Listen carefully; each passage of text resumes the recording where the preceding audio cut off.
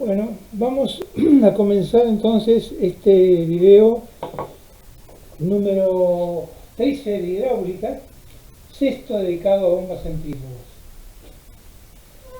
Acá en esta charla vamos a hacer referencia a algunas dificultades que existen en la operación de las bombas centrífugas que se pueden presentar y que nosotros tendríamos que ir mencionando algunas preguntas que serían lógicas de hacerse y otras que tal vez no sean tan lógicas, pero que seguramente con el correr del tiempo el usuario va a hacer. Vamos a referirnos a que cuando hablábamos de las bombas de diversas generaciones, de primera, segunda y tercera, habíamos dicho que las bombas de segunda generación eran las bombas que salían de los estudios realizados en su momento por Freiberg para la bomba de generación alemana y que daban los mejores rendimientos y las mejores condiciones para que la bomba funcionara en forma eficiente. Después vino la tercera generación de bombas, donde se priorizó, más que la hidráulica, se priorizó el mantenimiento, el poder poner la bomba en servicio lo más rápido posible, teniendo la menor cantidad de minutos la bomba detenida. Se empezó a trabajar con bombas en bypass, con dos bombas en lugar de una, lo cual hace que siempre haya un funcionamiento, pero puede ocurrir que aún así haya equipos que no tengan esa alternativa, o ocurre que cuando entra la segunda bomba en funcionamiento, esa bomba pasa a ser crítica, porque si se deteriora esa, ahí sí nos quedamos sin nada.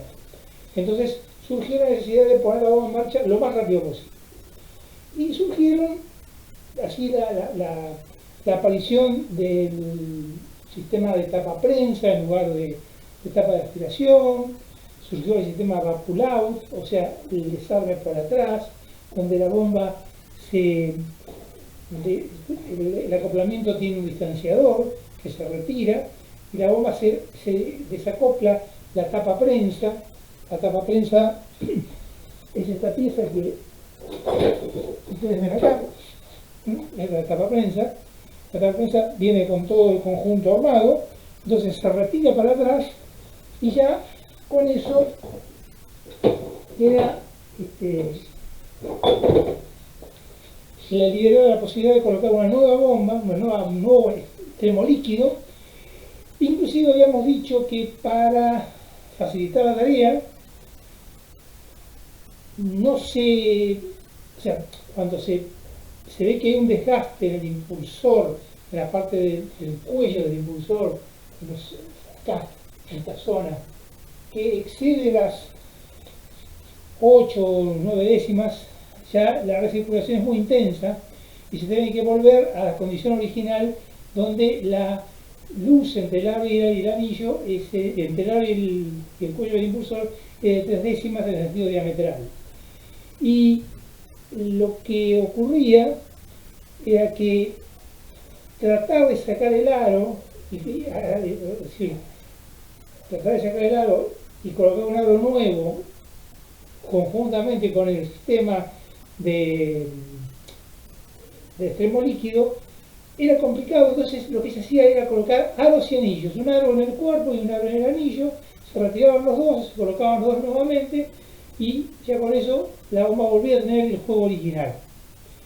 Y otra de las cosas que se hace es aumentar el diámetro de la boca de aspiración. Al respecto, surgen así las bombas llamadas normalizadas. Las bombas normalizadas significa de que exteriormente son todas iguales. Interiormente no. Interiormente cada una es distinta. Cada una tiene ventajas y desventajas. Pero exteriormente son todas iguales. O sea que yo puedo tomar una bomba modelo 32160 de otra marca y poder colocarla perfectamente, la bomba completa, y tendría que funcionar, tendría que tener las mismas medidas externas. Así como los motores eléctricos de todas las marcas tienen las mismas medidas externas, las bombas también. Pero ahí se abrió dos grandes grupos, las bombas de proceso y las bombas de servicios. En las bombas de servicios se siguió manteniendo la idea que el diámetro de la boca de aspiración era una medida por encima de la medida de la boca de descarga. Ustedes se acuerdan que yo he hecho por allá arriba, he dicho que las medidas de las bocas eran 32, 40, 50, 65, 80, 100, 125, 150, 200, 250, 300 y seguía, ¿no es cierto? Entonces, si la bomba tiene, por ejemplo, 50 milímetros en la descarga, tiene que tener 65 en la aspiración. Esa es la bomba de servicio o la bomba de segunda generación, que es lo que había llegado a calcular en su momento Fleideberg, el famoso investigador del tema de origen alemán. Los libros están traducidos en español, se pueden consultar, en la facultad se hace, no tiene sentido hacerlo en la secundaria porque él lo que hace es dimensionar una bomba, o sea, crear una bomba, y las bombas están creadas, y la mayoría son todas copiadas, o sea que son todas muy similares. Todas responden en general a la idea de este hombre. Y la bomba de proceso, que son las más importantes, se decidió que en la nueva norma se saltaran dos medidas. O sea que si la boca de descarga es de 50, la boca de aspiración es de 80.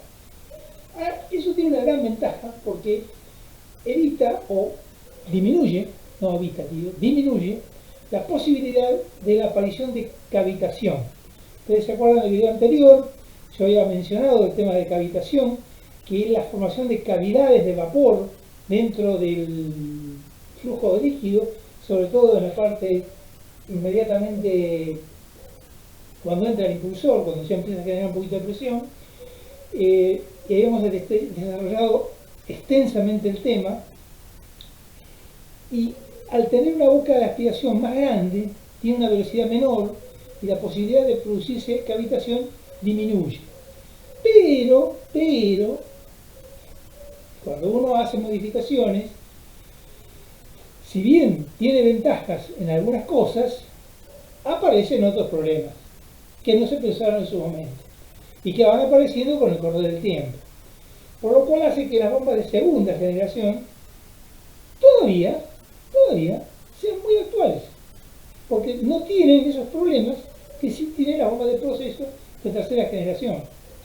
Además de que van armadas como un sándwich y que no es tan centrado. Fíjense en un detalle, por ejemplo, fíjense esta tapa. Esta tapa tiene un encastre, acá, como se observa, ahí lo va a tomar mejor, para acá, tiene un encastre, y también tenemos un encastre acá, que es en el caballete, acá en el encastre, caballete.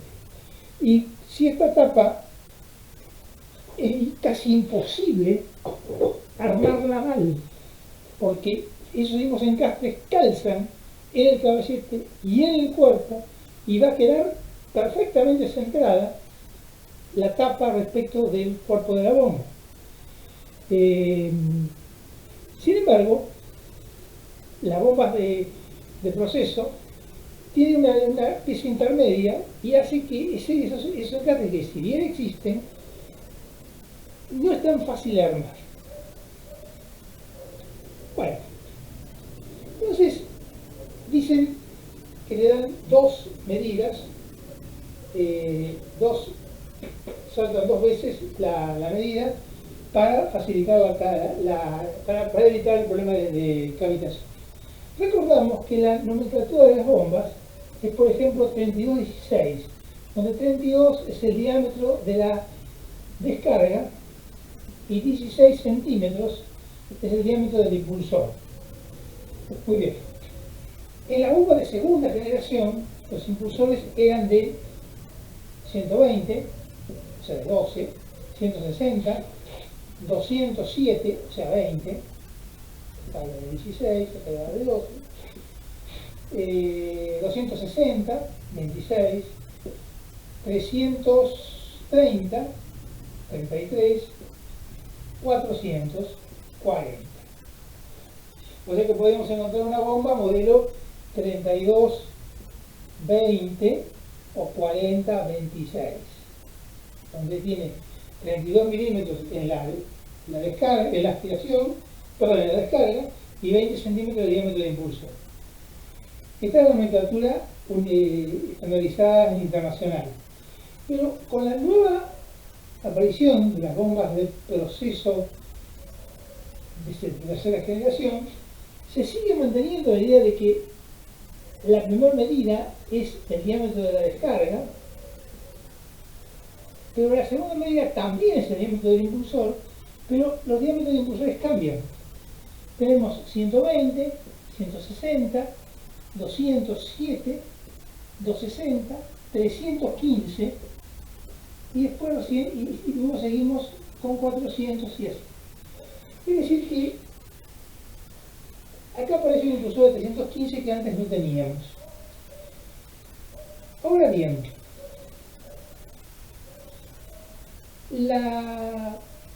ya hablado, he mencionado el tema de la forma de nomenclar las bombas. También hay otra forma de nomenclar las bombas, de mencionar las bombas, que es las bombas, la nomenclatura norteamericana. Los norteamericanos usan otro criterio. Dicen una bomba, por ejemplo, 40, 50, 100, 260. Ellos lo designan de esta manera. Y están refiriéndose al diámetro de descarga, diámetro de aspiración y diámetro del impulsor. Acá en Argentina solamente Worthington y Urpumpen son los que usan ese tipo de nomenclatura. La mayoría sigue la nomenclatura alemana, que es la nomenclatura internacional, que el Instituto que normaliza las bombas usó esa designación, y es una designación antigua, y se sigue usando, ellos la siguen usando. Bien. Al tener la boca de aspiración más grande, nos alejamos de la hidráulica que había establecido en su momento, que se corroboró como que andaba bien, y aparecen, si bien es cierto que evitamos el problema de cavitación, aparecen otros problemas. Aparece un problema que es que como acá hay mucho lugar, aparece una recirculación, además del efecto remolino, que lo habíamos mencionado desde anterior, aparece una recirculación que hace una pulsación, un ruido, una irregularidad en la marcha, cuya frecuencia es igual a la velocidad, el número de vueltas, por el número de ales. O sea que si ustedes encuentran una pulsación que coincide con el número de vueltas por el número de ales, estamos en presencia de una recirculación, y generalmente se debe esto a que la bomba está trabajando muy alejada del punto de mejor rendimiento. Si ustedes trabajan en el punto de la curva donde la bomba tiene el mejor rendimiento, viven tranquilos. Si trabajan un 10% a la izquierda o a la derecha, también viven tranquilos. Pero si se alejan mucho para la derecha de la curva, van a aparecer problemas de cavitación, seguro. Y si se alejan mucho a la izquierda, van a aparecer problemas de fuerza radial, seguro. Y este problema surge como consecuencia de tener una boca de aspiración excesivamente grande. Ahora, bien, si además de eso se produce lo que llamamos una recirculación en el ojo del impulsor. Esta recirculación en el ojo del impulsor. Acá, en esta zona, hay una recirculación que hace que si bien la boca sea grande, no sea tan aprovechada. Una de las cosas que ahora que hacemos mención, porque la verdad que el tema está extenso y a veces hay que ordenarlo de alguna manera y siempre se quedan cosas sin decir, es que las nuevas bombas tienen los álabes, tienen menos cantidad de álabes. Yo he dicho que las bombas tenían entre 6 y 7 álabes, las nuevas tienen entre 4 y 5 álabes y más curvos, o sea, más desarrollados. Ahora, ese mayor desarrollo y esa mayor curvatura origina otros problemas, como este de la aparición de una recirculación que ocurre cuando uno se aleja mucho del punto óptimo. Si uno trabaja cerca del punto óptimo, la bomba está bien calculada, no hay problema. Pues se aleja mucho, de una bomba de segunda generación, a lo mejor se lo tolera, se lo banca sin ningún problema. Y una de primera ni siquiera lo nota. Pero claro, su rendimiento es malo. Esta tiene muy buen rendimiento en el mejor punto, pero luego decae rápidamente. Y aparece este problema de recirculación en el ojo del impulsor. Ahora, ustedes se acuerdan, seguramente que sí, que por este lado del pizarrón yo había llegado, cuando hablábamos del remolino relativo, de que las dos caras del impulsor no tienen la misma velocidad. La cara izquierda tiene una velocidad muy alta y la cara derecha una velocidad bastante más baja. Por lo tanto, acá la presión es menor, acá la presión es mayor, y yo para hacer circular la presión, acá en este caso, perdón, alta velocidad, baja presión, y acá tengo baja velocidad y alta presión. Entonces,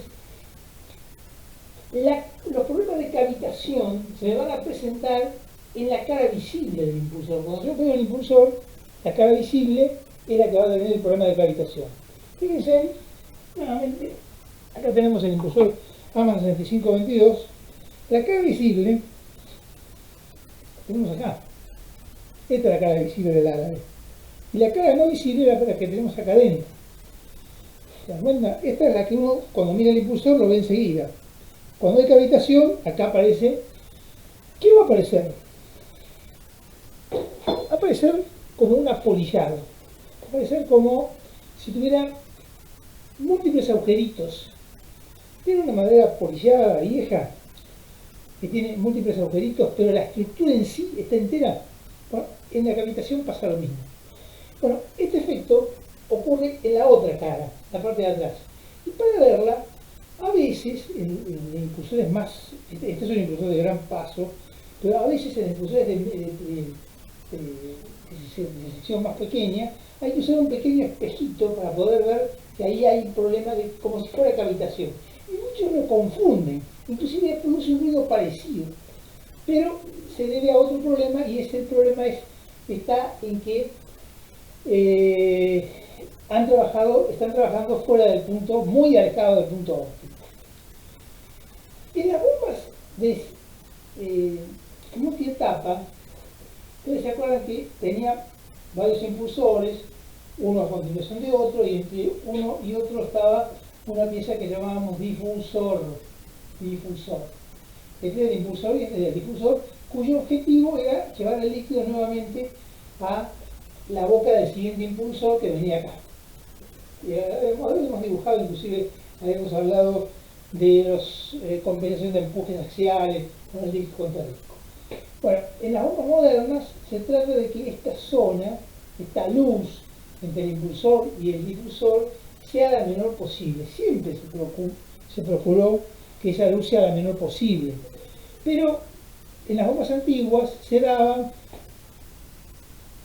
un par de milímetros, cosa que podría circular bien. Cuando se extrema y se lleva a un ajuste que permite el giro, por supuesto, pero que está demasiado cerca, se produce una resonancia entre el número de álabes que tiene el impulsor y el número de álabes que tiene el difusor. Si ambos, para determinada velocidad, ambos pueden llegar a coincidir y producir un efecto sumamente desagradable, que es un ruido como si fuera una resonancia. Y eso se debe a una recirculación que se produce en la parte superior del impulsor, que también es con motivo de una ruidosidad. O sea que todas estas ruidosidades que aparecen en bombas de tercera generación ocurren fundamentalmente porque se está trabajando fuera del punto óptimo, bastante lejos del punto óptimo, y son debidas a que se ha alterado la hidráulica original que se había calculado después de la Segunda Guerra Mundial como la forma más óptima para dimensionar una bomba, se ha alterado para mejorar otros aspectos, pero cuando uno mejora algo, siempre empeora otro. Es como cuando vieron el médico le da un remedio para determinada dolencia y después ocurre que le aparecen otros problemas que no tenía antes, le aparece tos, le aparece dolor de cabeza y que antes no lo tenía. Y sí, son efectos colaterales, esto también, son efectos colaterales, efectos secundarios que se producen, pero no quiere decir que la bomba sea mala ni esté mal dimensionada, simplemente hay que trabajar lo mejor, lo más cerca posible del punto óptimo. Bien, yo recuerdo que siempre se dijo, o la norma decía que no había que trabajar a menos del 0,65 del caudal óptimo. Es decir, que en la curva de la bomba, si yo acá tengo, vamos a dibujar la curva con varios diámetros, acá tengo los rendimientos, ¿no? ¿Se acuerdan cómo era altura de acá, caudal de acá?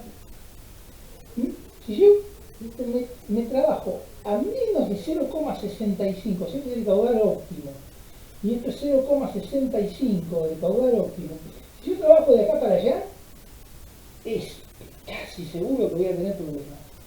Y si yo trabajo de 1,20, o sea, 1,20 del caudal óptimo, también. O sea que mi zona de trabajo queda limitada a este pedacito. Me reduce mucho más la zona de trabajo, trabajar con una bomba de tercera generación que una de segunda. Y muchos fabricantes, que no tienen todos los modelos, o que tienen todos los modelos, pero el punto que quiere el cliente no hay ninguna que da, y tiene que optar por una opción, o poner la más grande o poner la más chica. Si pone la más grande, le queda muy a la izquierda del punto óptimo. Si pone la más chica, le queda muy a la derecha. Entonces tiene que elegir algo, y ahí es cuando aparecen después estos efectos indeseables en las bombas centrífugas. Bien, continuando con los problemas, otra de las dificultades son los rodamientos.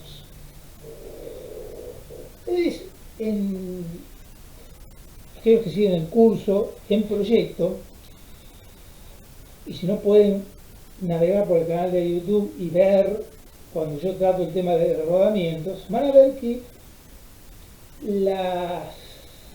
los fabricantes dicen respecto de la vida útil del rodamiento que el 80% de los rodamientos cumplen con las condiciones, cumplen con la vida útil que el catálogo dice.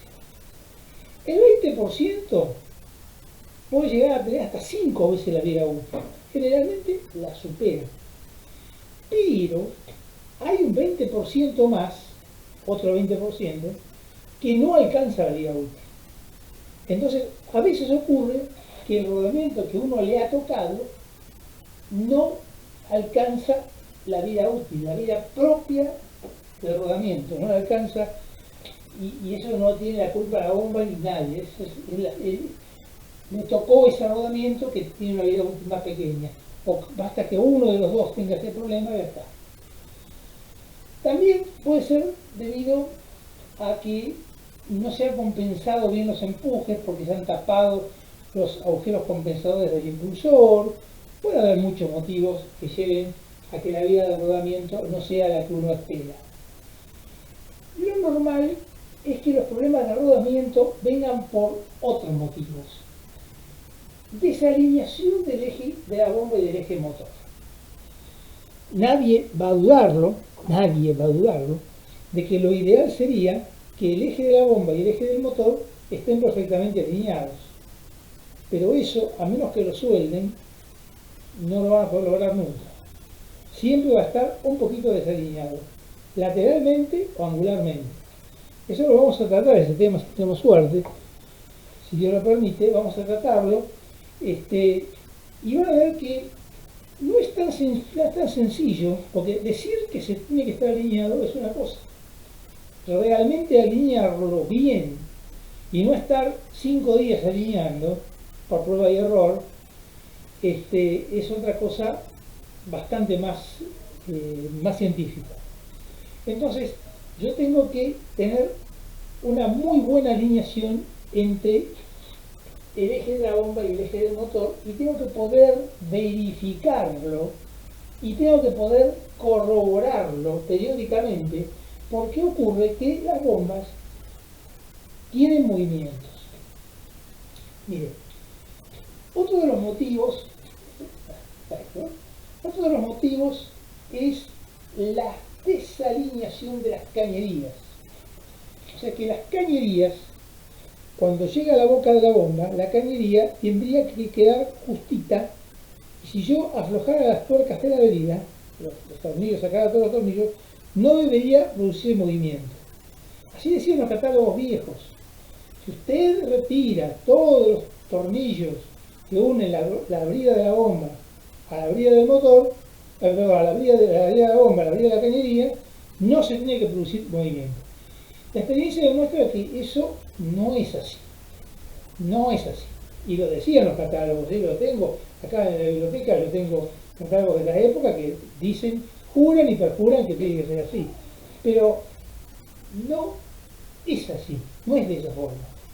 Porque eso puede ocurrir cuando uno hace el ajuste para una determinada temperatura. Pero si yo, ahora que estamos en invierno, hago el ajuste, lo dejo perfecto, evidentemente bien, me tomo todo el trabajo necesario y lo dejo lo más ajustado posible, cuando llegue el verano y la cañería se dilate, porque haya 40 grados de temperatura al sol, va a producirse tironeos que va a hacer que la bomba no esté perfectamente alineada con la cañería, ni la descarga ni la aspiración. Y ahí tanto es así que las nuevas normas establecen unas tolerancias hasta dónde se puede admitir como razonable. La mejor solución para este caso es colocar una junta de dilatación. Una junta, ya puede ser elastomérica o metálica, una junta que, si hay una diferencia, actúa como un fuelle y lo compensa.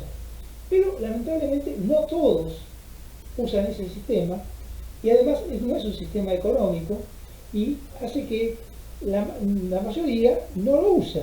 Entonces aparecen problemas de tironeo entre la cañería y el cuerpo de la bomba, que origina deformación en el caballete y consecuentemente también deformación en las cajas del cojinete, que hace que el cojinete, que originalmente estaba bien centrado, ahora ya no lo está respecto del eje.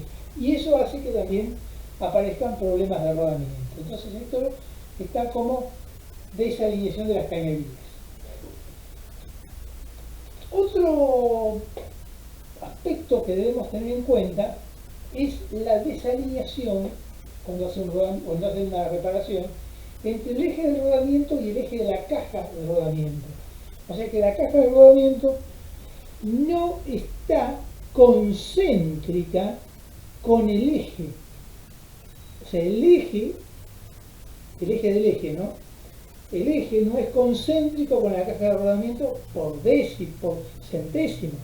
Pero eso hace que cuando yo coloco el rodamiento me deforme el eje y consecuentemente le origina un esfuerzo adicional para el cual el rodamiento no está dimensionado. Entonces va a aparecer un problema de vida útil menor. Otro aspecto a tener en cuenta es la tolerancia del rodamiento. Y los que leen parte del rodamiento, los que conocen el tema, van a ver que el rodamiento tiene una serie de 4 cifras, ¿no? Por ejemplo, 6.400 16. Y después aparece una serie de letras, como por ejemplo C, o 2RSC. 2RS se refiere a la obturación de ambos lados con chapa, y C es la tolerancia.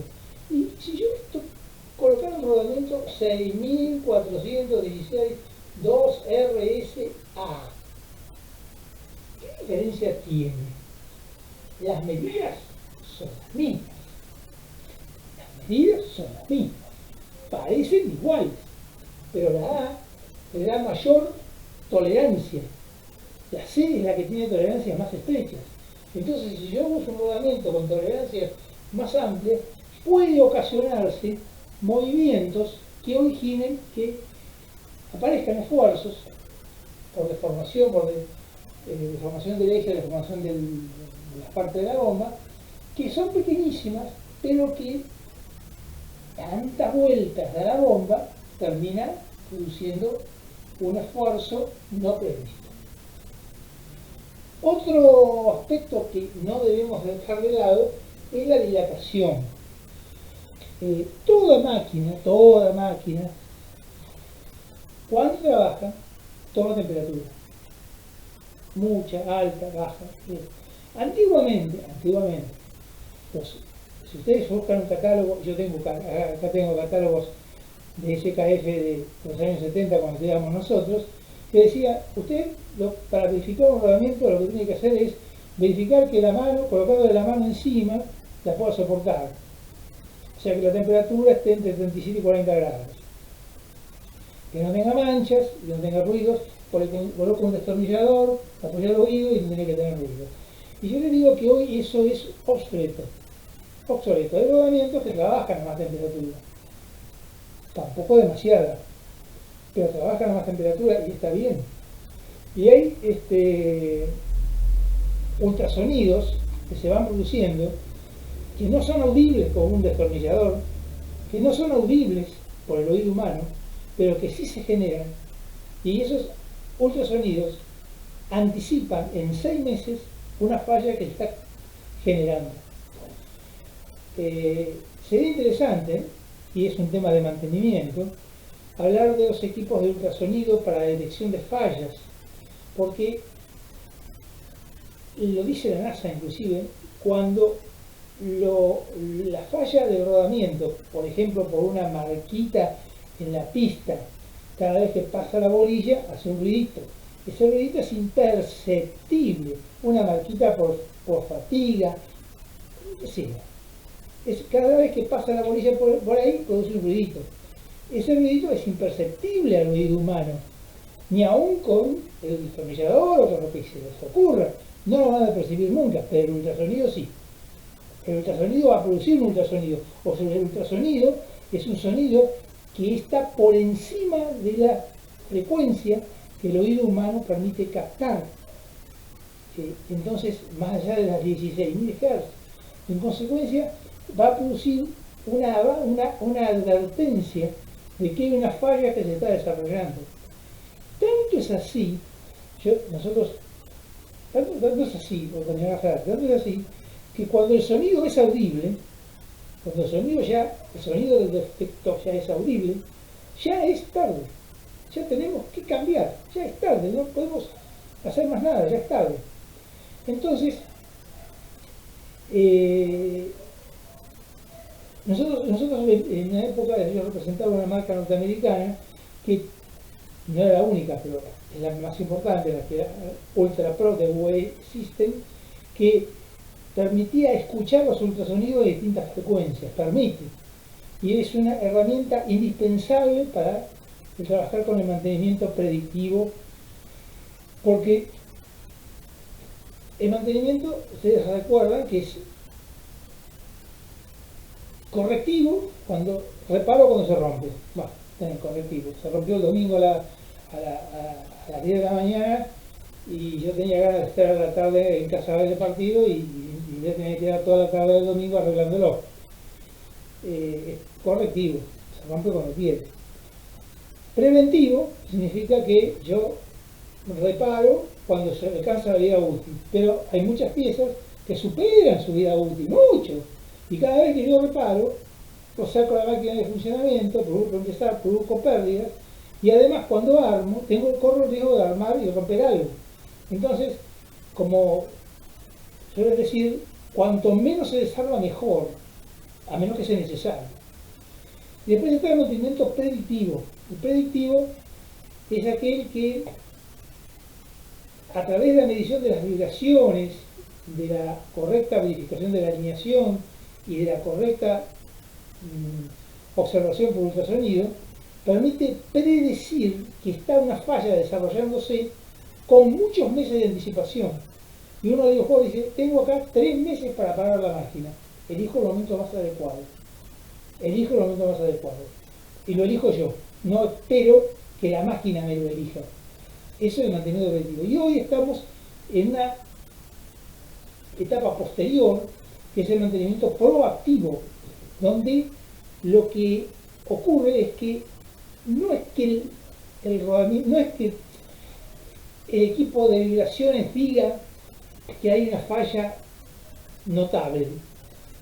Va a decir que hay una falla, pero todavía está todo de tolerancia.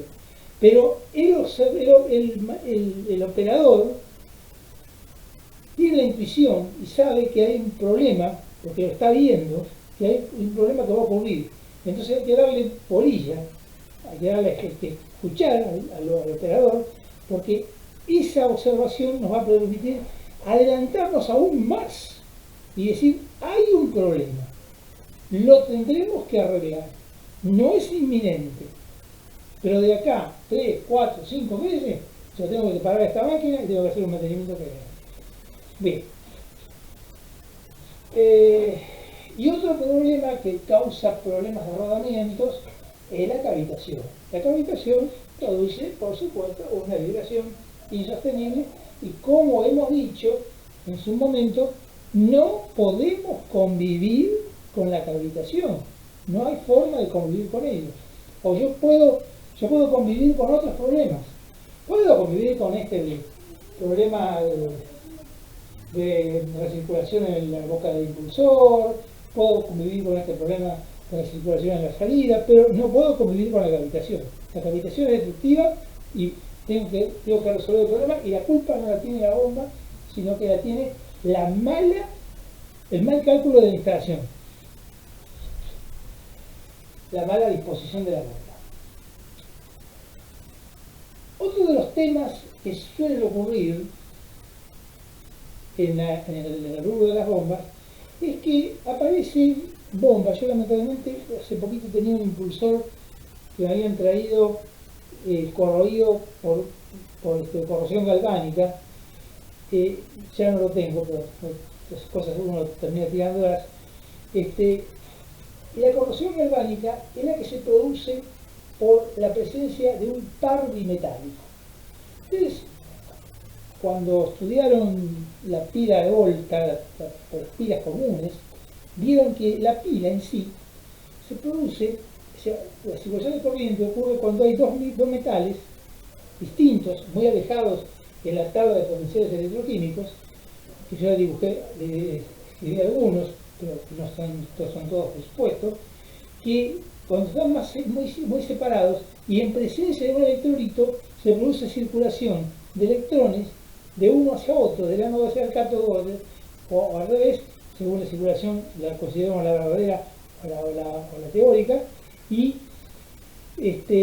ahí se produce una circulación de electrones que nosotros aprovechamos y usamos como pila hasta que se sulfatan y llega un momento que tenemos que cambiarlo. Bien. Yo esas pilas puedo también tener, ese tipo de problema lo puedo también tener en una bomba. Si yo tengo el impulsor en bronce y el cuerpo de hierro, están muy distanciados, ¿vieron? Muy distanciados. Y va a producirse una circulación de electrones. ¿Cuándo? Cuando el fluido es un electrolito. Si yo bombeo agua, no pasa nada. Agua a temperatura ambiente, no pasa nada.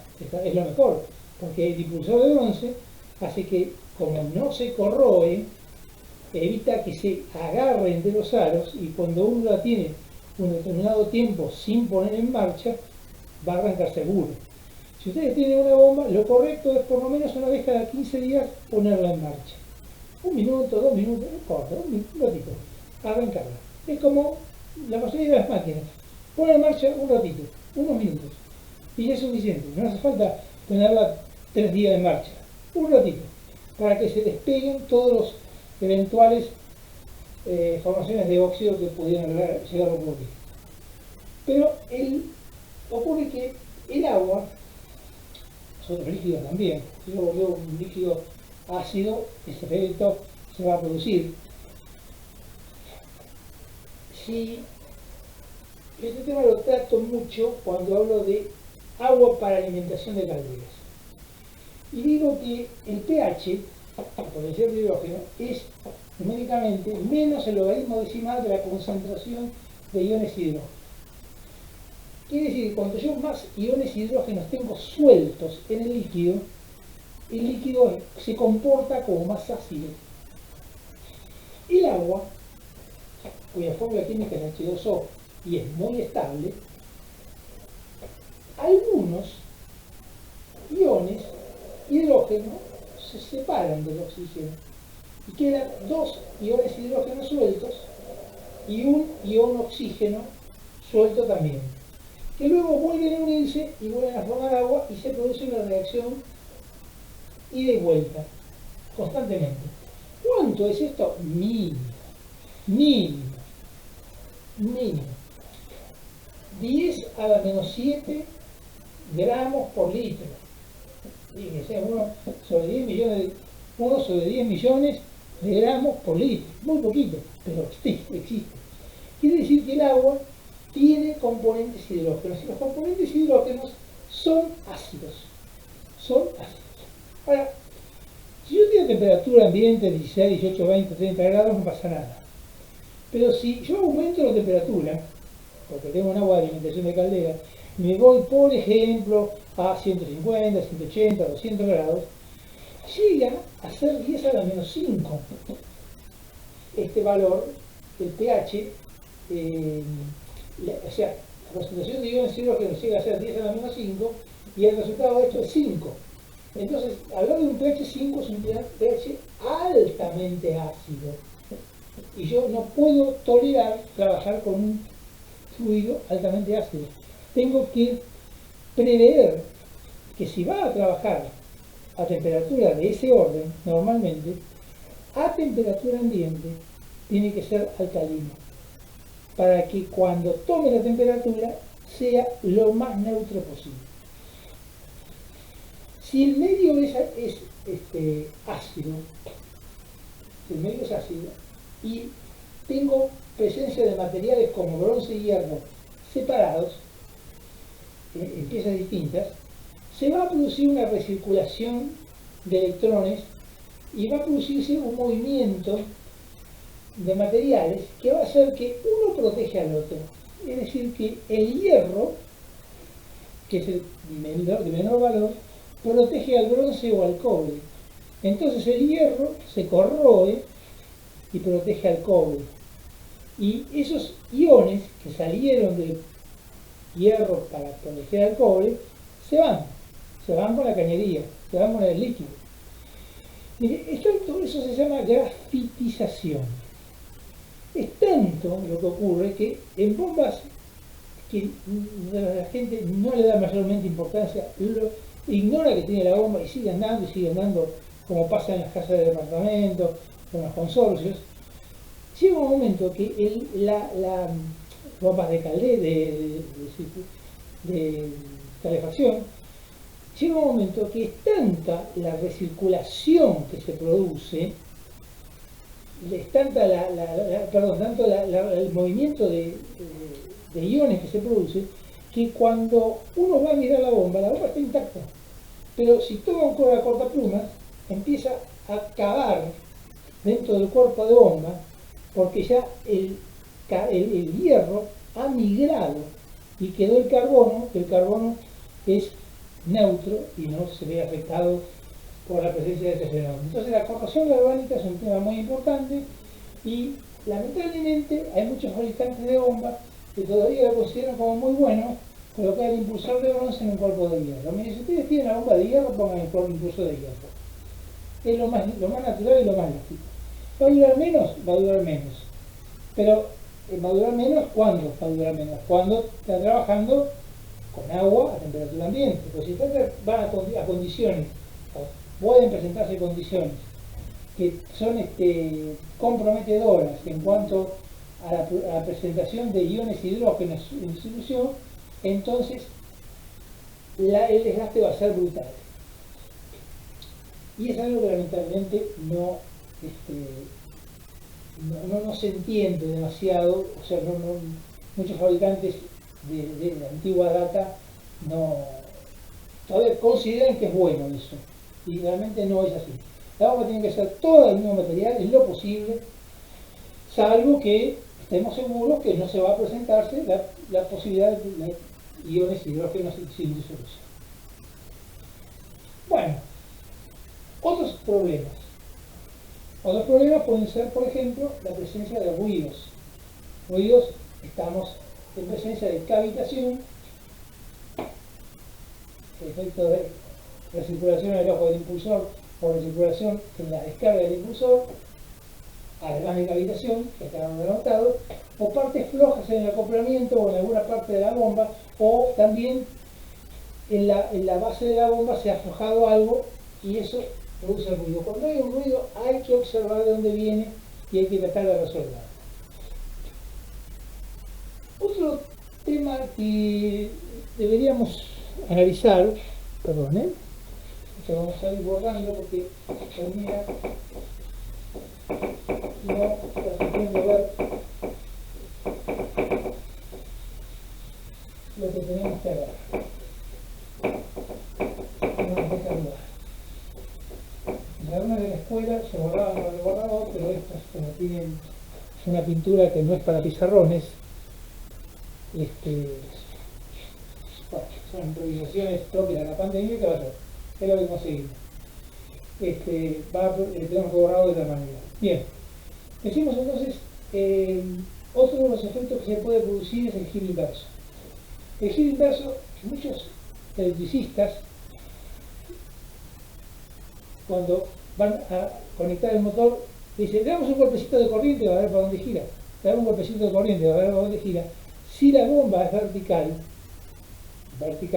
donde van los ejes unidos mediante cuplas roscadas, y usted le da un golpecito de corriente en sentido inverso, afloja y hace que el eje aumente su longitud y destruye el impulsor y destruye la bomba. Entonces el golpecito de corriente, trate lo posible de no hacerlo. O si quiere hacer el golpecito de corriente, sáquele el manchón a la bomba, haga el golpecito de corriente todo el tiempo que quiera, fíjese si gira bien para la derecha, y después, una vez que está seguro, vuelva a acoplar el manchón.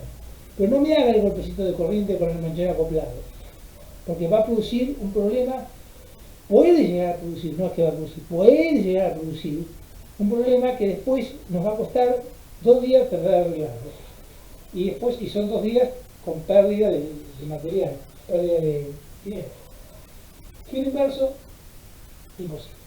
Si la bomba gira, es horizontal, y gira en sentido inverso, no va a tener problemas. Pero lo que no va a tener problema cuando no va a tener ese problema. Va a tener el problema de que no va a dar caudal y altura, no va a dar las condiciones de trabajo. Porque si gira al revés, trabaja como una turbina. Entonces, te va a dar un caudal décima parte del que correspondía y una presión décima parte de la correspondida. Es decir, la turbina es una mala bomba y la bomba es una mala turbina. Pero si se la todo gira para el lugar que corresponde, está perfectamente bien. Otro aspecto que hay que tener presente es, si yo tengo que regular el caudal y altura, y la bomba está dando demasiado, ¿qué tengo que estrangular? ¿La aspiración o la descarga?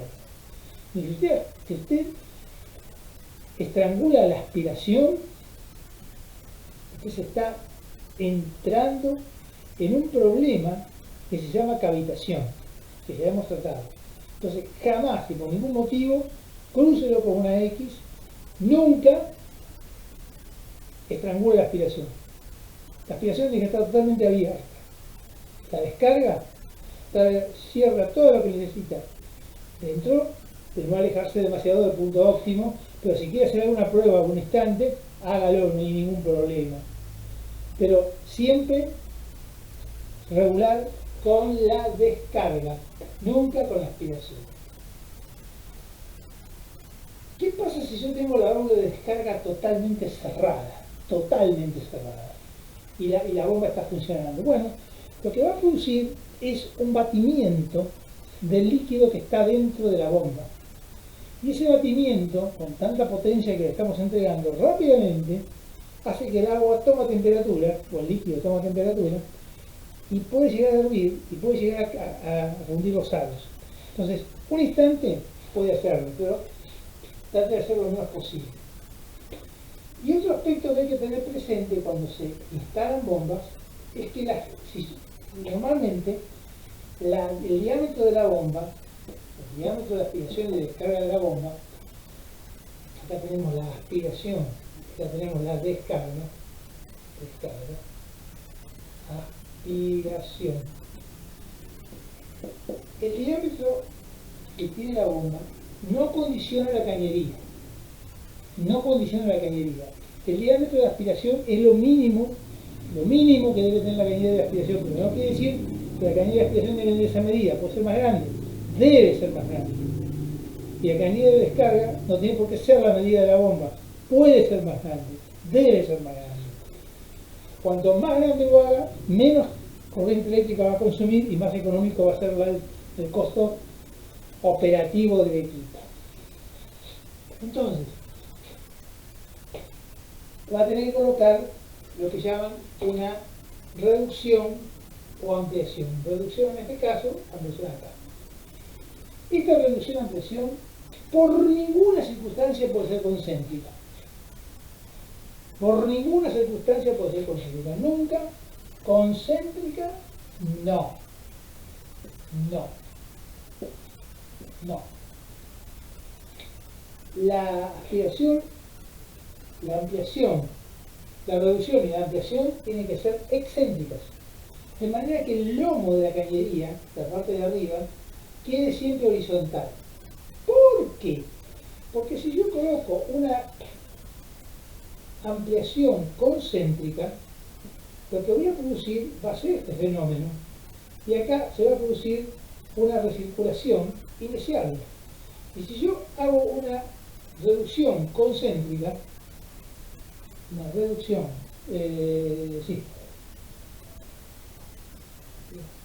acá tenemos una reducción, tenemos una ampliación concéntrica,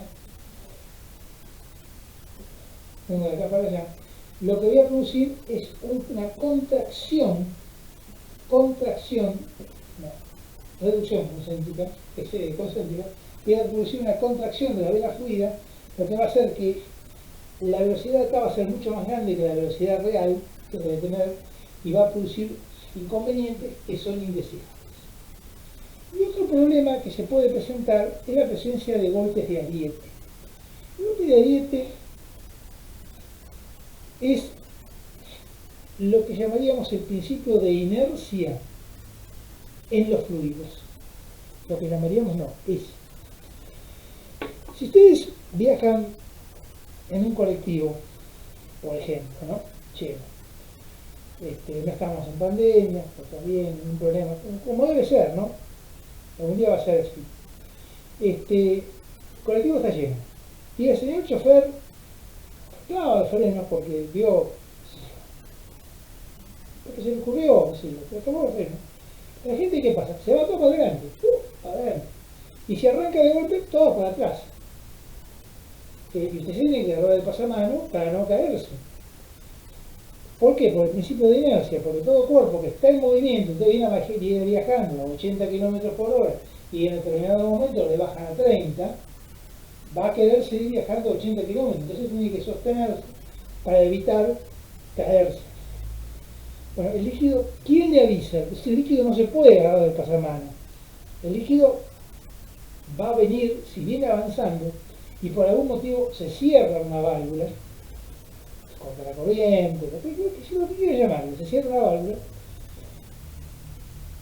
el líquido viene a alta velocidad, comprime el líquido que está próximo a la bomba y produce una sobrepresión que está entre 2,5 veces y 5 veces la presión nominal y va a producir rotura.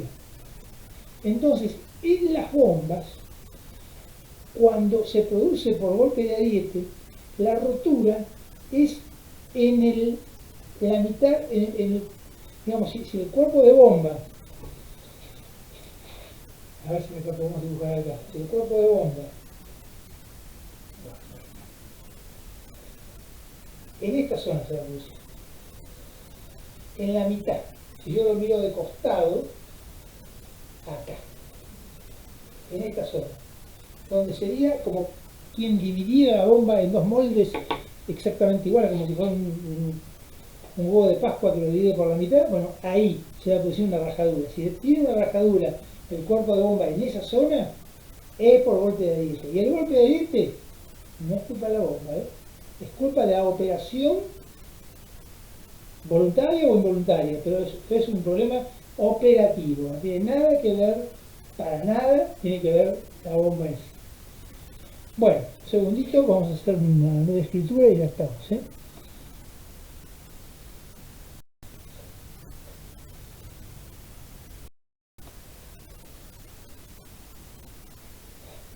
Bueno, para terminar con todo este tema de los problemas que pueden presentarse, ustedes tienen una bomba, caída de descarga, caída de aspiración, la válvula de pie, ¿no es cierto? La válvula de pie indispensable, válvula de pie. Tiene que cerrar la bomba, es decir, tiene que llenarla de líquido totalmente, la bomba y la cañería de aspiración, porque la bomba centrífuga no aspira. La bomba centrífuga es la atmósfera la que empuja al líquido contenido en el depósito de aspiración y lo hace circular por la bomba. Por ese motivo, cuando en el depósito de aspiración la presión es menor que la atmosférica, las condiciones son muy diferentes y deben tenerse presentes. Algo que hay que hacer observar también respecto del tema de los rodamientos que se me pasó, es que antiguamente las bases de las bombas con base Manchón, siempre estamos hablando para uso industrial, eran de hierro fundido, lo cual aseguraba una rigidez absoluta, no había mayores problemas. Después se empezaron a construir de perfiles perfiles U, está perfiles U a lo largo, con perfiles cruzados, y era una estructura rígida, fuerte, pero más económica que la hierro fundido. En su afán de economizar, hoy se construyen de chapa de acero. Y la chapa de acero hace que, ante los esfuerzos, cede, una chapa de mucho ancho, poco espesor, cede y hace una deformación. Entonces usted no logra alinearla nunca la bomba, porque cuando lo termina de alinear y empieza a funcionar, la chapa cede un poco y ya vuelve a desalinearse. Algunos, con buen criterio, te ponen costillas por dentro de la base de acero. Una chapa de acero vacía, así, directamente.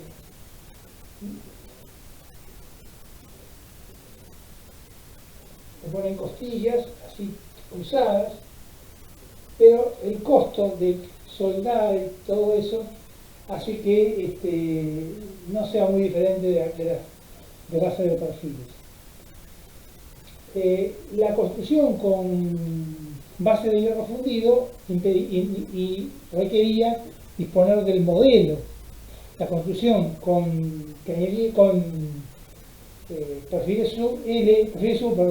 U hace que ustedes puedan construir bases sin tener que disponer de tantos modelos que son costosos y son igualmente muy buenos. Pero la base de chapa hay que desconfiar, sobre todo cuando son equipos grandes. Bueno, vamos a analizar. La bomba no impulsa líquido. Cuando en marcha, no la haga. Primeramente hay que asegurarse de que haya líquido en la cisterna, obviamente. Puede haber una falta de cebado, o sea, la bomba no esté bien cebada y no se inicia la circulación. Que la altura de aspiración sea excesiva y cavite. Que la altura de impulsión sea excesiva y no la logra vencer, entonces el líquido no llega. Que las cañerías estén obstruidas, que esté girando en giro inverso, por lo caso no va a llegar nunca, o que la velocidad de giro sea baja, es decir, han elegido un motor de una velocidad que no es la correcta. Caudal insuficiente, entrada de aire en la aspiración, entonces está bien teóricamente, pero en alguna cañería, en alguna abrida, entra aire, entonces pierde el cebado. Velocidad de giro bajo, altura de descarga superior a la prevista, como antes, efectos mecánicos, impulsor suelto, por ejemplo, o válvula de retención de un diámetro pequeño que produce mucha pérdida de carga. Mucha pérdida de carga. El impulsor suelto, me estoy refiriendo a que el impulsor se ha aflojado, se ha roto la chaveta, se ha aflojado, o el impulsor está muy destruido por las consecuencias de mucho uso. Recuerdo siempre que en una oportunidad, no me ocurrió a mí, pero se comentaba, se vendió una bomba y la pusieron en marcha y no lograba nada de fluido. Cuando la van a desarmar se habían olvidado de colocar el impulsor. Eso pasó en la KSB. Bueno, son cosas que pasan. Se le coloca el impulsor y funciona. Y por último, hablamos de sobrecarga del motor. Puede haber baja tensión, hay que mirar. El fluido tiene una viscosidad excesiva, desalineación exagerada de motor y bomba, o pérdida de carga menores que las previstas. Mucha gente dice, vamos a tomar reservas, si el cálculo me da 18 metros, vamos a poner 22. Y no está bien. Bien. Caudal de altura. Imagínense que esta sea la curva de la bomba y esta sea la curva de la instalación calculada teórica. Por lo tanto, el vendedor eligió la bomba en este punto, con este caudal y con esta presión. Pero, en realidad, cuando le pasaron los datos, todos fueron agregando un poquito más. Entonces, ocurre que en lugar de decirle que tiene una altura geométrica de 15 metros, vamos a ponerle 20. En lugar de decir que tenemos 500 metros de cañería, 800. Entonces, ocurre que cuando va a la realidad, la instalación tiene una curva de instalación mucho más plana que lo que realmente se había previsto. Esta es la curva real de la instalación. Vamos a ver lo que pasa con la potencia. ¿Recuerdan la potencia, el potencial de caudal, para el mismo diámetro del impulsor, ¿no? Entonces, si yo trabajo acá, esta es la potencia eléctrica. Y con eso yo dimensioné el motor. Si yo voy a trabajar en el punto que realmente va a trabajar, porque las condiciones son esas, consume más potencia. Va a integrar más caudal, pero va a consumir mucha más potencia. Entonces va a consumir doble de potencia y tenía que haber elegido un motor del doble de tamaño. Quien dice el doble, dice un poco más. Dice un poco más potencia que la que tiene, no necesariamente el doble. Bueno, el próximo paso que tenemos que dar sobre el rubro de bombas centrífugas, y sería ya lo último que analizaríamos, serían dos temas que van quedando sueltos. El número específico de vueltas para dar los distintos tipos de impulsores y los ejercicios que son los que habitualmente, o sea, los trabajos que habitualmente hace el vendedor de la bomba para poder seleccionar el equipo adecuado. El trabajo del vendedor de la bomba no es un trabajo menor, es un trabajo muy importante, porque si selecciona mal la bomba no satisface las necesidades que el cliente requiere, va a hacer que la fábrica produzca la bomba que el vendedor dijo, porque suponga que llega a un acuerdo con el precio, la vende.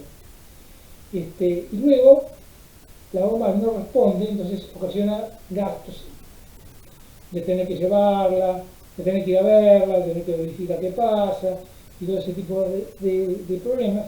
Entonces la función del vendedor no puede ser cualquiera, tiene que estar bien formado. Por eso yo debería juntar dentro de la bibliografía el manual de formación de los vendedores que explica estos temas, incluye los gráficos y hace los problemas y presenta problemas, algunos de los cuales tomamos de ahí y otros son de la vida diaria, pero que hace que uno tenga que saber cómo seleccionar la bomba más adecuada para las condiciones de servicio que realmente quiere. Muy bien, será entonces hasta el video siguiente. Hasta luego.